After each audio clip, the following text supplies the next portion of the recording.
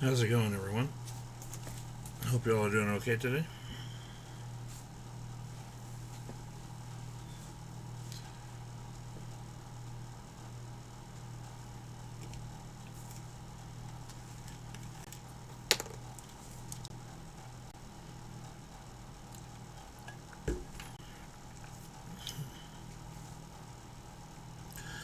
Do you have any excuse me? Do you have any questions or anything?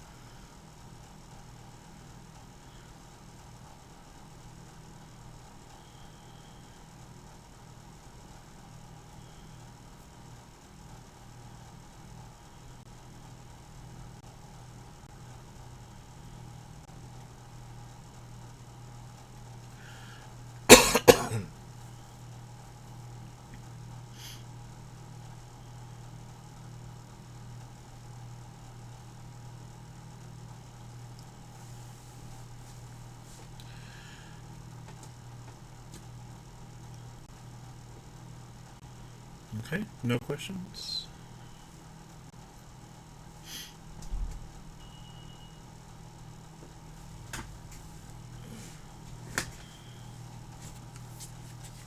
Let's see.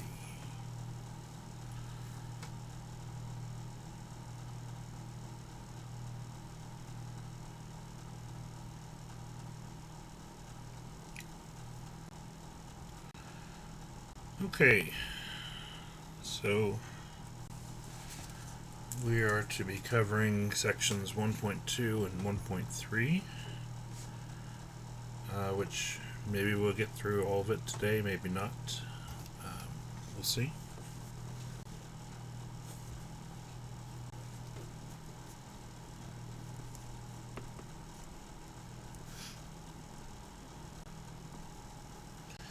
Now, section 1.2 is on polynomials.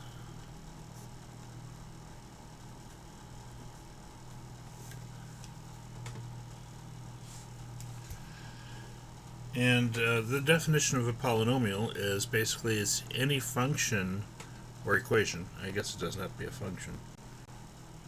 It looks like we're looking at expressions.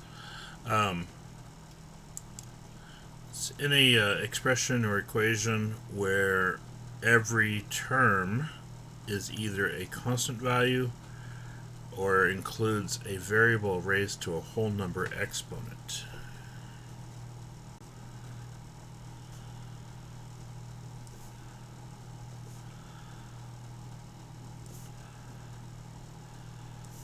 So each term is... let me turn this light on. There we go. It's either a constant, a little more room here, or a constant multiple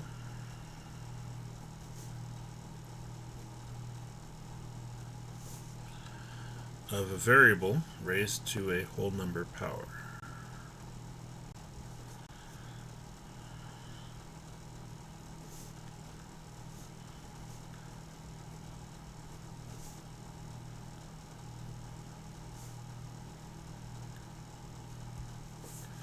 Now, when we say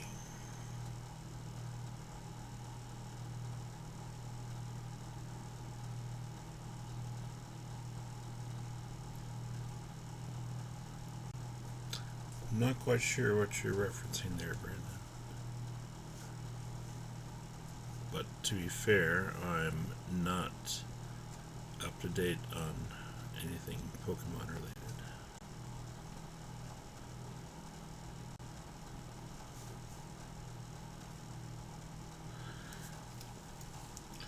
When we say whole numbers, specifically this refers to positive exponents. So anything that has a negative exponent or a fractional exponent is not a polynomial. Okay. For example, x cubed plus 2x squared plus 7x minus 5, that's a polynomial.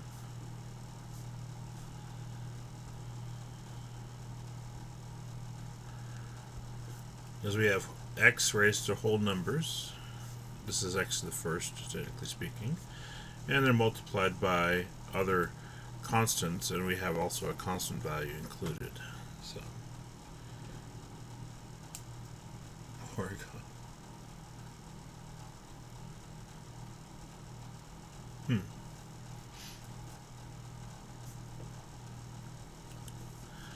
If we said x to the negative 2 plus 3x plus 7, this is not a polynomial.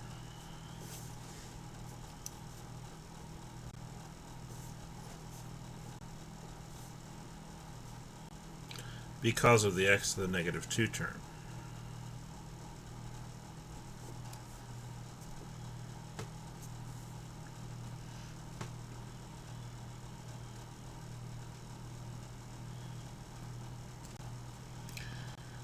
Okay, it just so happens I know the worst math joke ever created. What did the geometer say when his parrot died? Polynomial, polygon. That's the worst math joke ever. That's a thing that you know now. Anyway, continuing.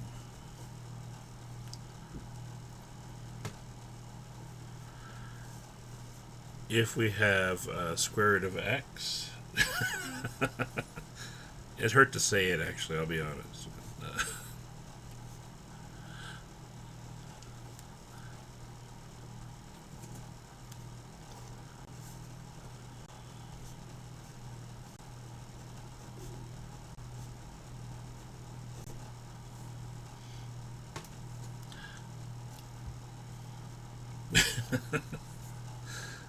We'll just end the stream on that note.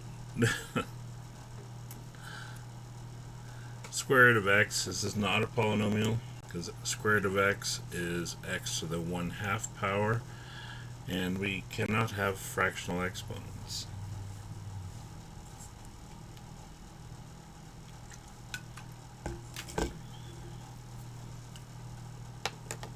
Okay. So, I mean, by now, probably, even without me explaining this, I feel like everyone has a pretty good idea of what a polynomial is.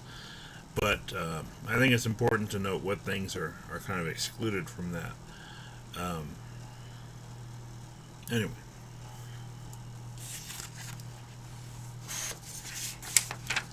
So moving forward,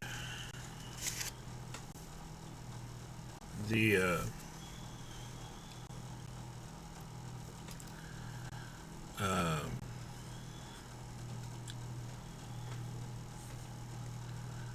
when we look at like terms,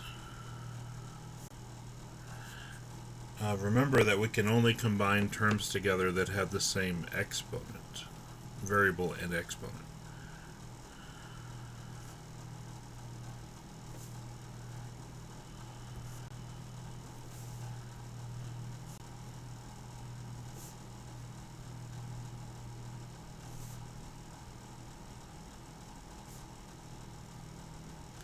Now, when we say combine terms together, combine in this case means add or subtract.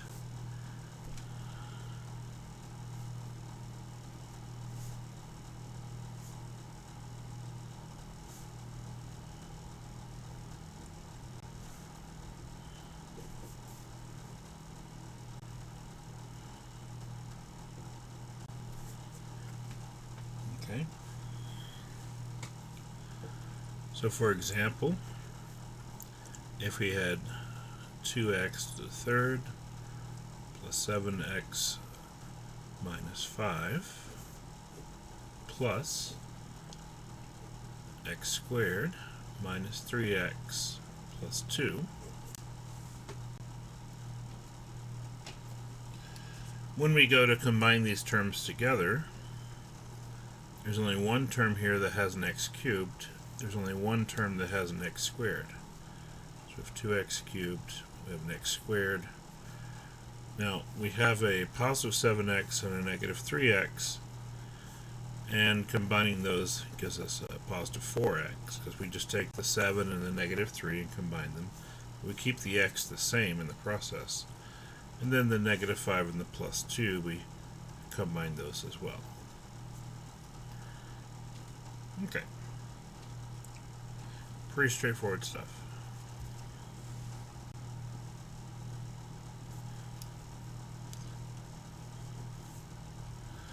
Now, if we have, and I don't know that we look at that in here. We don't look at that here, so I'll skip that next thing I was going to say. Main thing is that we're just combining the coefficients there, the 7 and the negative 3, and then our constants are identical. So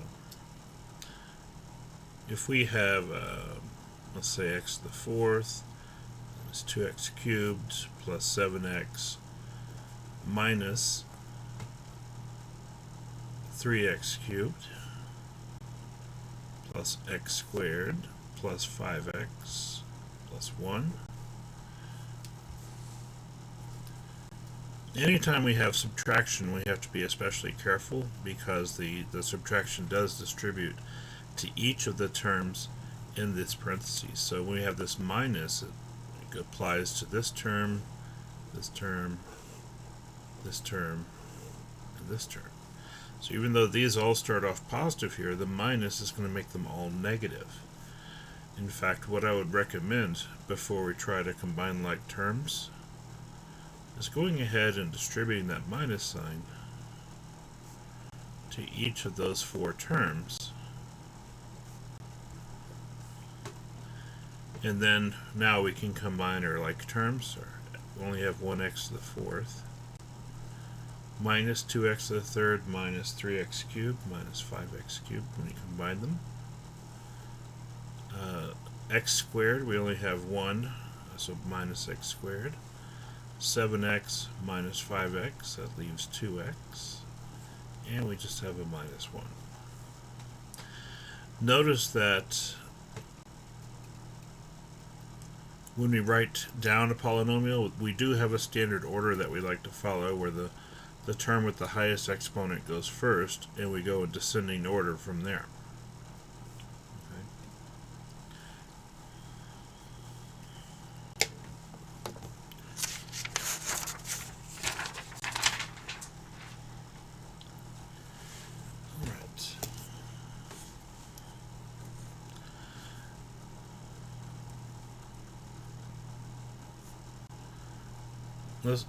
Let's look at multiplying polynomials.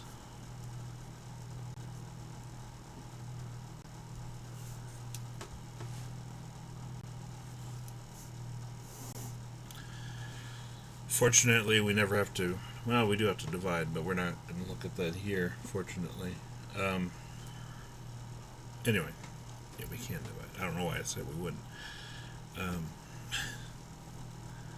If we multiplying 2 terms with exponents,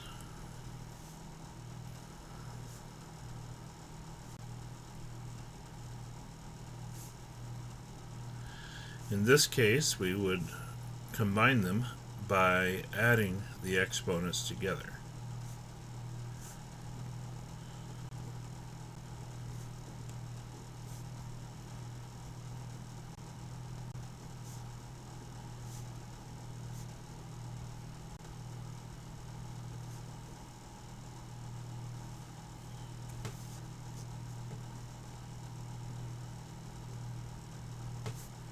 Okay, so if we want x squared times, and sometimes we'll see it written in parentheses like this, x squared plus 2x minus 3. When we multiply x squared times x squared, we get x to the 4 because we add the exponents. X is x to the 1st, remember, so x squared times 2x to the 1st is 2x to the 3rd, and x squared times minus 3, we'll just put those together, is minus 3x squared. Notice though, we always put the constant coefficient before the variable term, and that's always something that we do.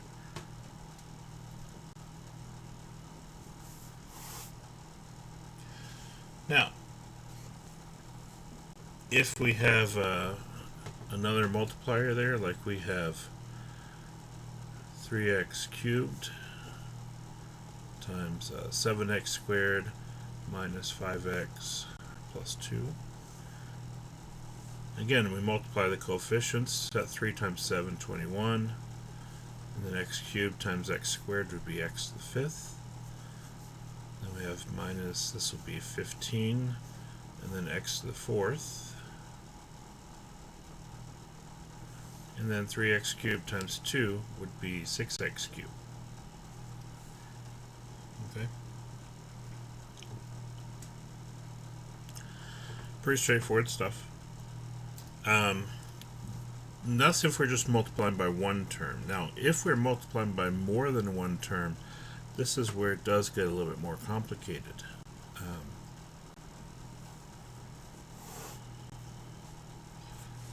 For example,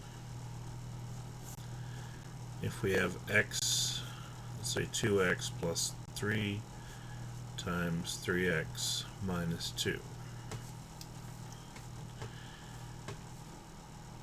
Now,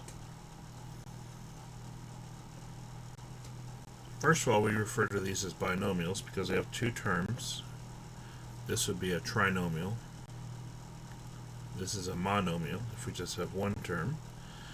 But in this situation where we have a binomial times a binomial, we do what's called the FOIL process, which I'm sure you're familiar with.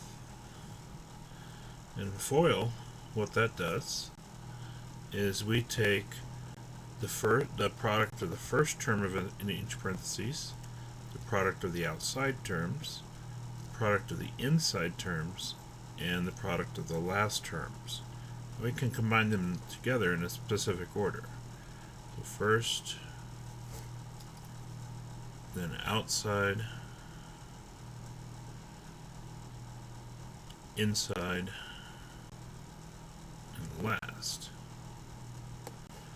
So first means the first one in each parentheses, which is 2x times 3x. That'll give us a 6x squared. It's 2 times 3, and then x times x. On the outside, that means the first one here and the last one here, because these two are the outermost terms of this product. So 2x times negative 2 is negative 4x. Then the inside product, which is the middle two terms, 3 times 3x is 9x. And then the last term of each parentheses, 3 times negative 2, is negative 6.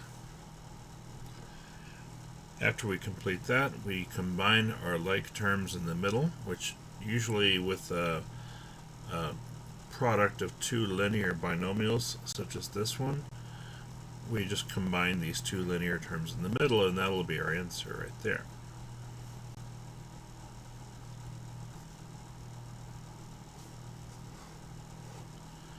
And so that's the process of FOIL.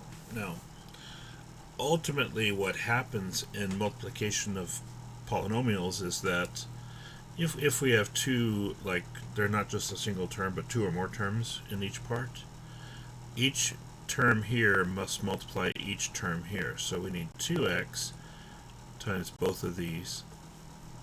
Okay, so 2x times 3x and 2x times minus 2. And then 3 gets multiplied by both of those. 3 times 3x and 3 times minus 2. So essentially we're just taking each term in this first parentheses and distributing it to each term in the second parentheses. So multiply 2x times each term and then multiply 3 times each term. Now that's handy when we have more than two terms, because that's really the principle that we like to apply.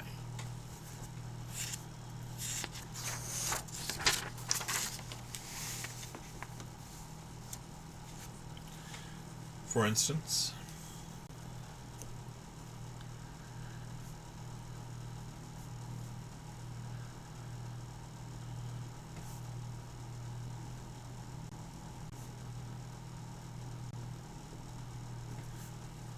with 3x minus 5 times x squared plus 3x plus 7, we would take the 3x and distribute that to all three of these terms. So that would give us 3x times x squared, that's 3x to the third, adding 1 plus 2.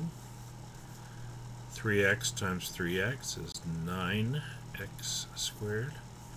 3x times 7, 21x.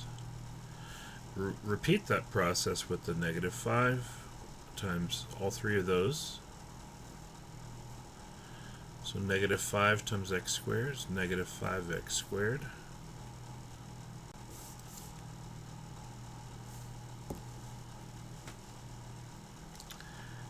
It's on the floor, but I think I can get it.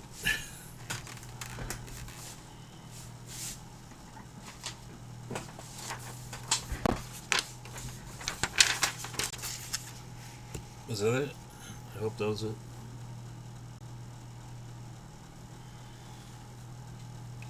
Oh no, I flipped the page over. That's right. Sorry about that.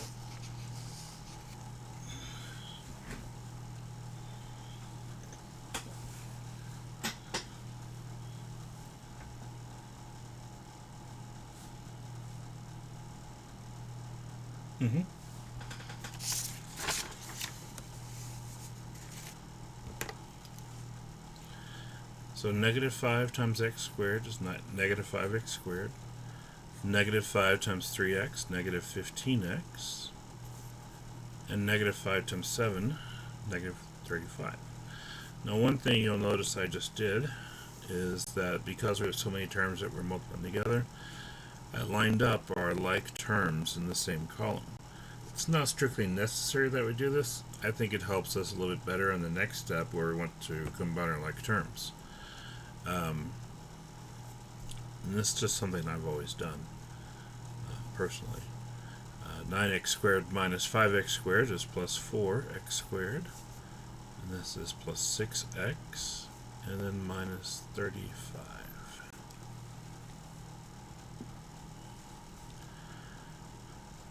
Okay. And the same approach that we're using here can be extended to any number of terms in both sets of parentheses, although we tend to not go much higher than that just because it's so unwieldy. And you know, even in more advanced problems, we don't really have to do a whole lot of multiplication beyond what we see here. So, okay.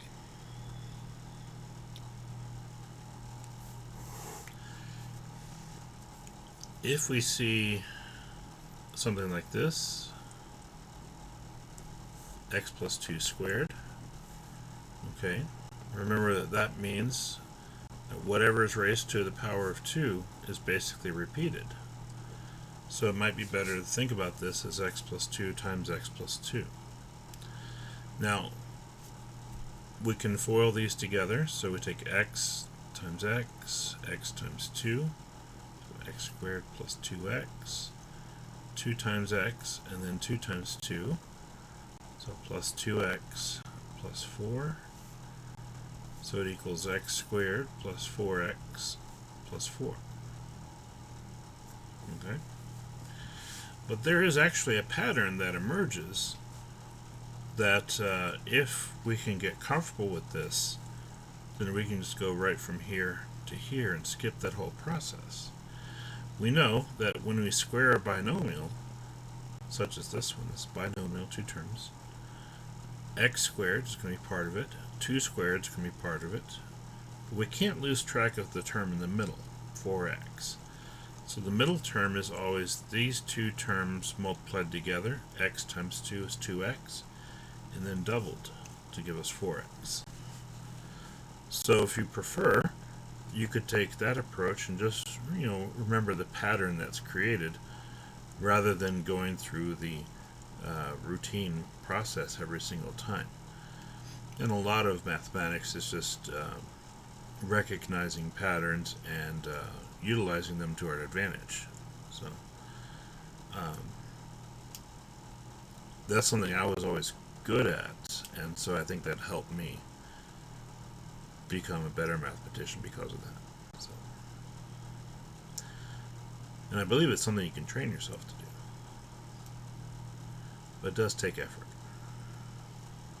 Anyway.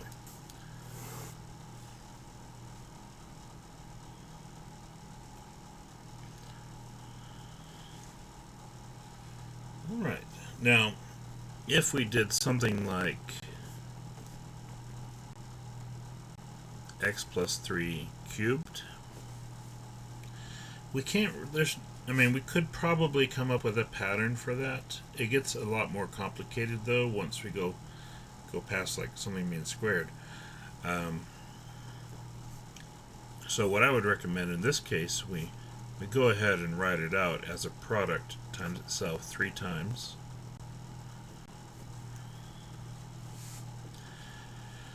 So it's x plus 3 times x plus 3 times x plus 3. And so I would say, let's go ahead and multiply 2 at a time. So we can do x times x, x times 3, 3 times x, 3 times 3.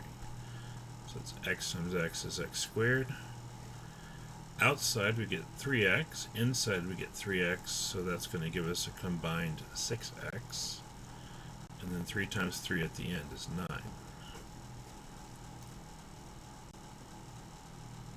And then we can multiply by the other x plus 3 that we haven't touched yet.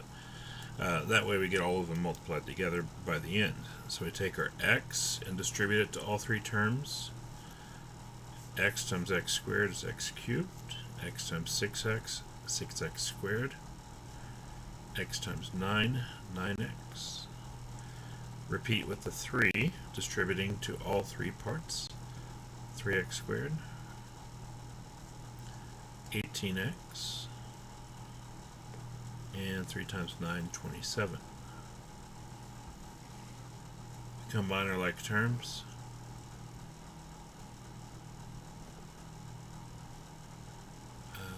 27, yeah. And then that's our answer.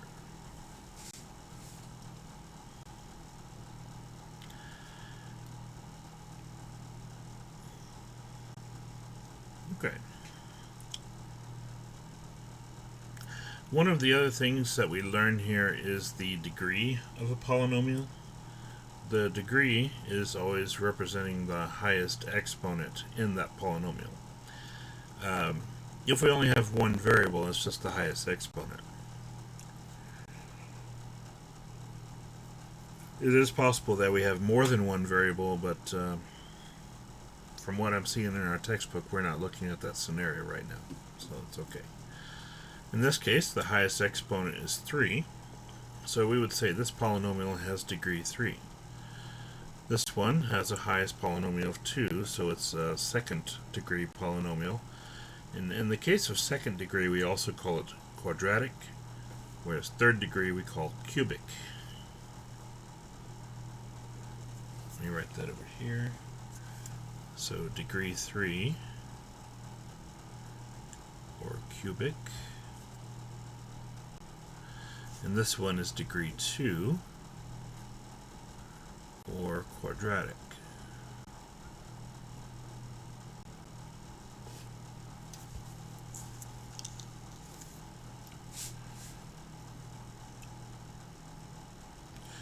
If something has degree 1, we refer to it as linear, because the graph is basically a straight line, that's why.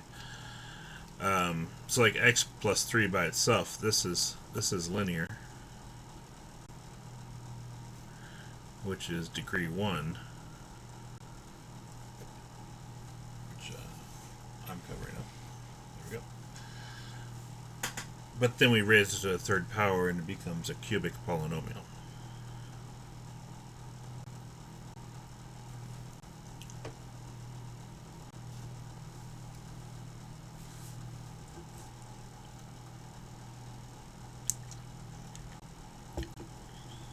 Okay.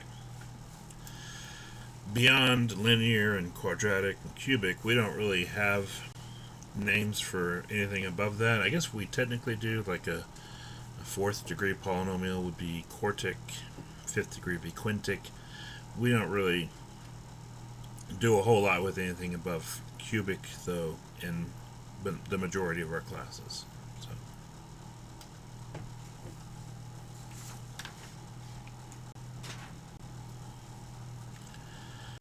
Okay.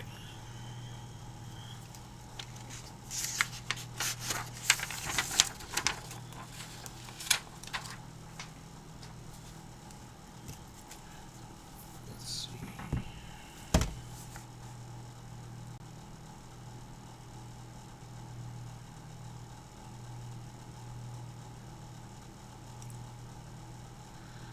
Let's look at number 40 on page 16.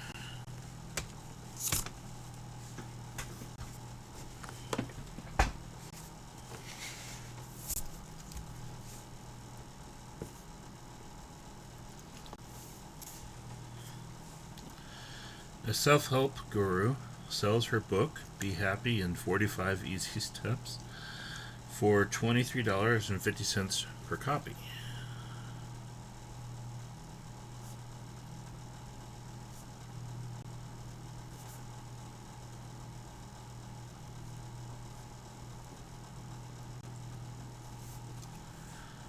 Okay. Her fixed costs are $145,000.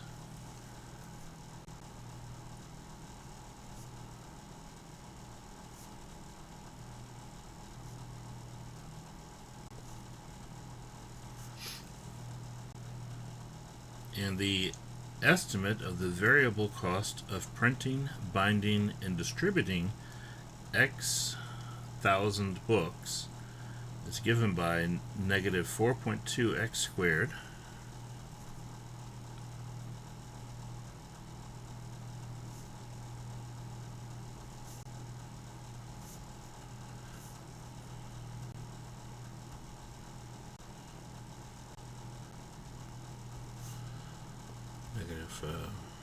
well, I already messed it up, sorry. Negative 4.2x squared plus 3,220 times x minus $425.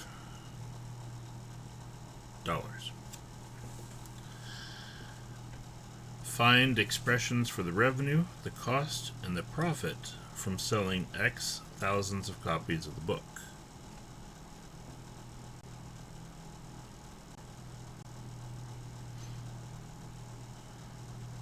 Okay. So now we're talking about revenue, cost, and profit functions, or equations, I guess.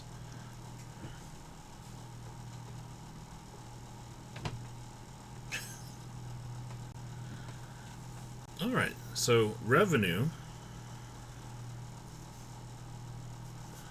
which typically we'll use R to represent revenue, at least in math courses. I don't know about other finance courses. Revenue is basically how much money is brought in from sales. So if the author sells X copies, X thousands of copies, and they're selling the book for $23.50 each, our revenue is just that price times the number of books sold. Okay, that's how much money that is being brought in by sales of the book. Okay, so always the price times the number sold.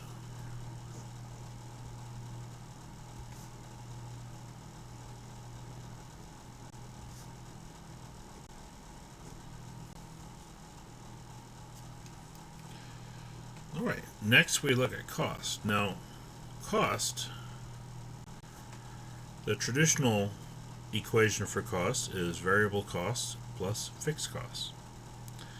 Now, fixed costs include things like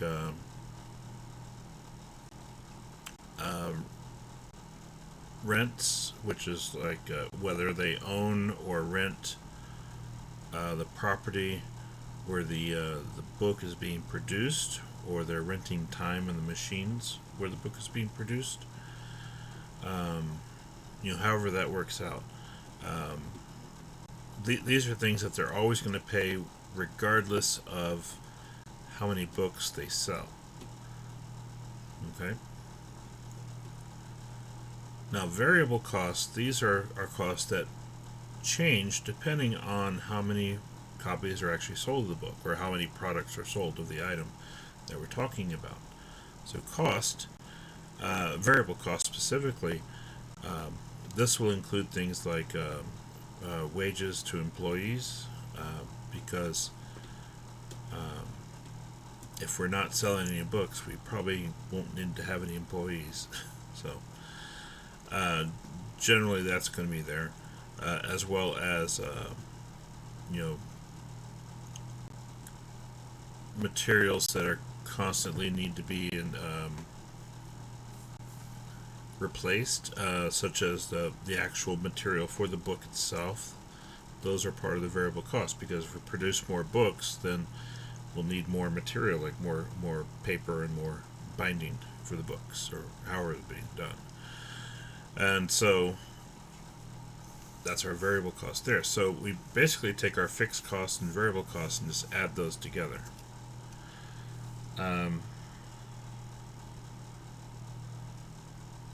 Yeah.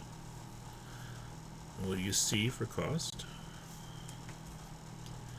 So we'll take our variable cost, negative 4.2 x squared plus 3220 times x,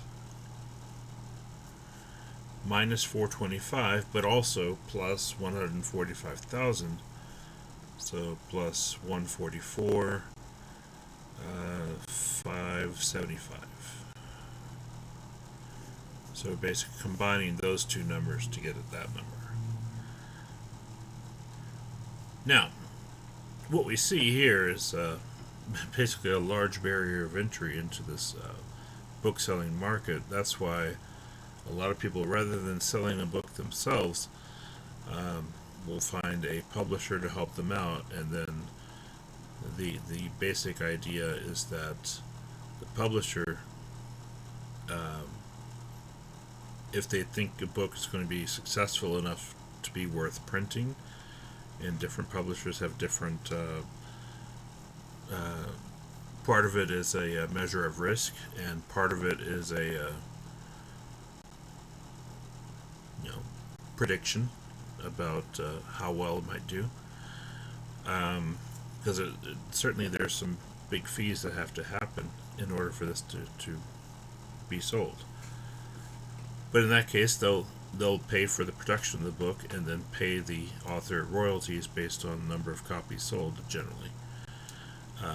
Plus, they may give them an advance up front just for delivering the book, which the first so many book sales will basically not be paid for because of that advance. I think the record companies more or less function the same way. Anyway, so that's kind of what we're looking at with the cost. Now, finally, profit. Our definition of profit is revenue minus cost. Okay. So revenue minus cost, we'll just take the revenue function and subtract the cost function. Now, again, we have to be careful here because we are subtracting this trinomial.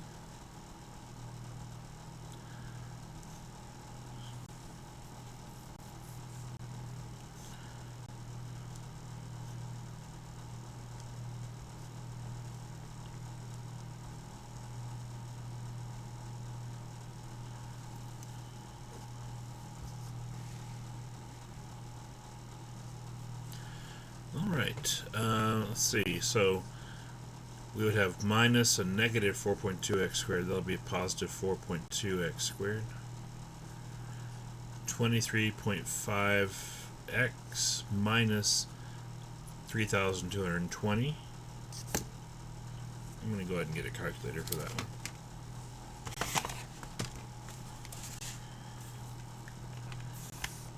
So 23.5 minus 3220.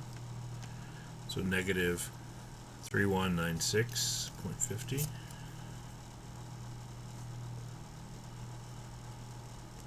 times x, and then negative 144,575.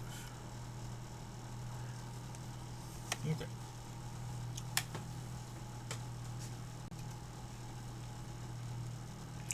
I wonder what the break even on that is.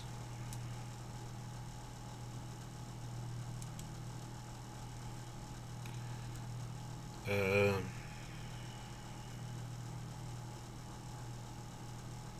hmm.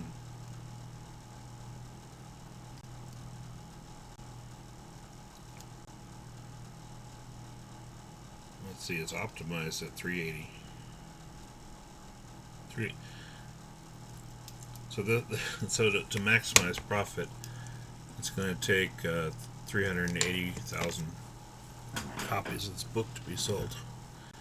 Sounds like a lot, but if it's a good book or best-selling book, then generally it sells that easily, either through physical copies or digital copies. So, digital is a little more tricky, but because they don't have the same variable costs, but at the same time, they don't have the same price either. So, in that case, we would look as physical sales as one revenue function and one cost function, and digital sales would probably be a second revenue and a second cost function. We just combine those all together to generate a profit function, I guess.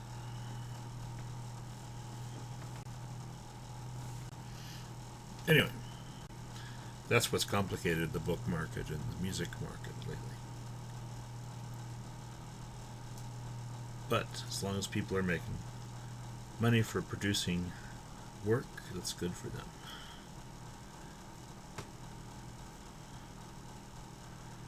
All right.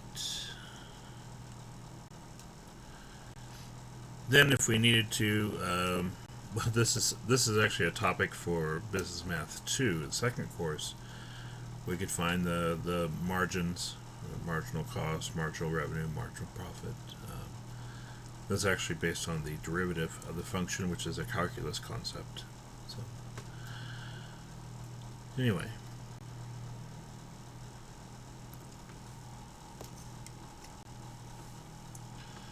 All right.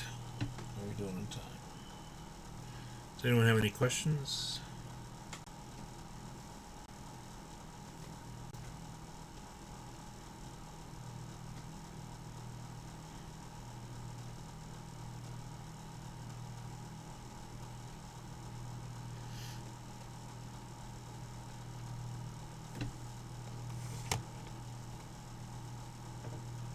Okay.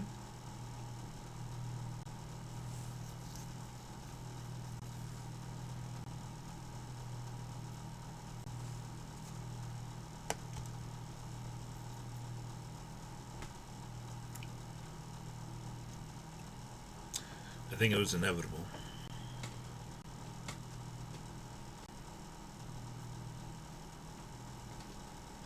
They didn't know what they were doing in Constantinople, so yeah.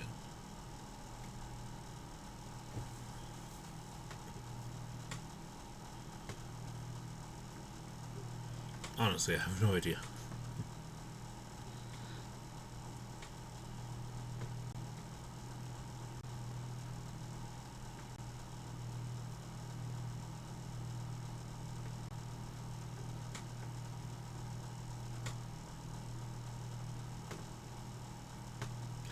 Turns out my areas of expertise do in some cases extend beyond math, but not that far beyond math, it turns out.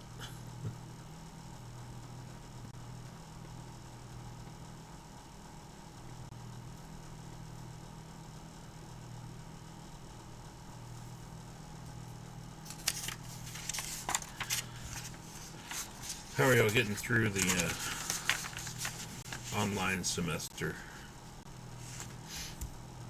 Is that treating y'all okay? Getting through it?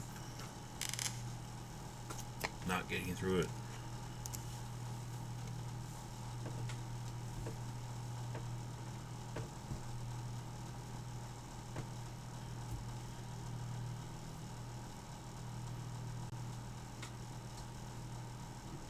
I really miss being in front of a class and like being able to interact directly with students rather than through a computer monitor than in a camera.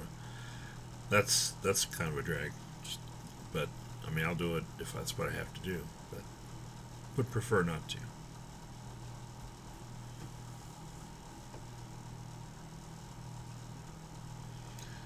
Yeah, the teacher makes a big difference. I have actually, before the spring semester when everything went online, I'd never taught online before, and the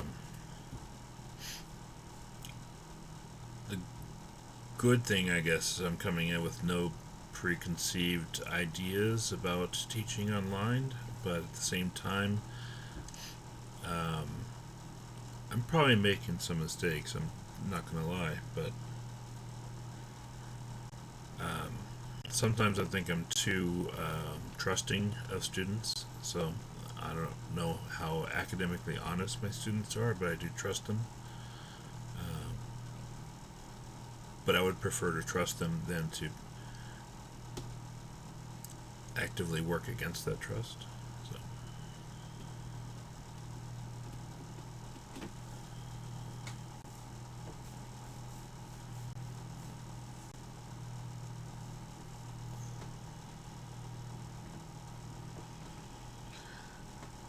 yeah, I tend to keep my Canvas course pretty simple. I just utilize the announcements, the gradebook, the quiz tool, and attendance, and that's like the only things that I use in Canvas. Even when it's like a regular semester and I'm teaching in front of a class, I don't do a whole lot with it. But I mean, even now teaching online, I don't do a whole lot with it. But yeah, I can see how some classes are constructed online. I've seen some what we call course shells. They can be pretty intimidating, I think, for students that are not completely familiar with the online landscape.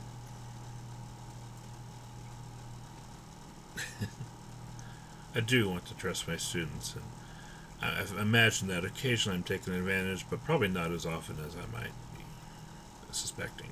So.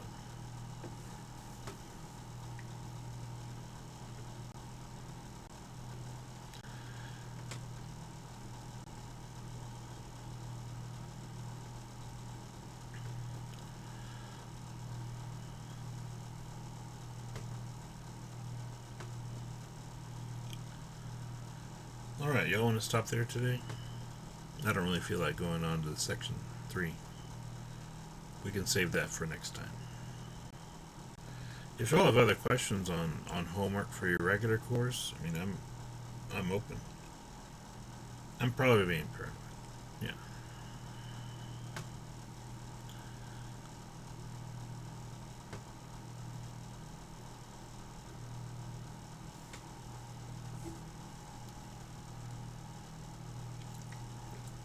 But at the same time, I'm not going to force students to use like a lockdown browser or force them to take a test when the camera's on them all times. We have to do that for the final regardless, but the other tests I'm not gonna do this stuff. Anyway, if you don't have any questions, we'll just stop there. Um, y'all have a good rest of the day, good rest of the week, and we'll do this again on Monday next week. Have a good one.